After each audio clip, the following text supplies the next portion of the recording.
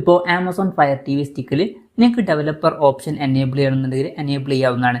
അപ്പം developer option enable ചെയ്താലാണ് third party applications ഒക്കെ നമുക്ക് ഇൻസ്റ്റാൾ ചെയ്യാനുള്ള ഓപ്ഷൻസ് ലഭിക്കുക. എന്നാലും ഡെവലപ്പർ ഓപ്ഷൻ എനേബിൾ ചെയ്യാൻ വേണ്ടിയിട്ട് സെറ്റിംഗ്സിലോട്ട് പോവുക. സെറ്റിംഗ്സ് ഇവിടെ ലാസ്റ്റ് ഉണ്ട്.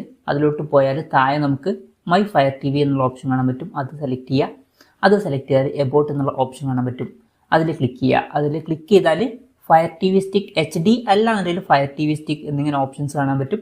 അത് സെലക്ട് ചെയ്തതിന് ശേഷം റിമോട്ടിൽ ഈ ഒരു സെൻറ്ററിൽ കാണുന്ന ബട്ടൺ, ഈ ഒരു OK ബട്ടൺ 7 പ്രാവശ്യം നിർത്താതെ അമർത്തുക.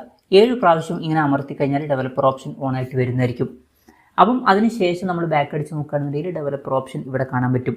അപ്പം ഇങ്ങനെ നമുക്ക് വളരെ സിമ്പിളായിട്ട് ആമസോൺ ഫയർ ടി വി സ്റ്റിക്കിൽ ഡെവലപ്പർ ഓപ്ഷൻ ഓൺ ആക്കാവുന്നതാണ്.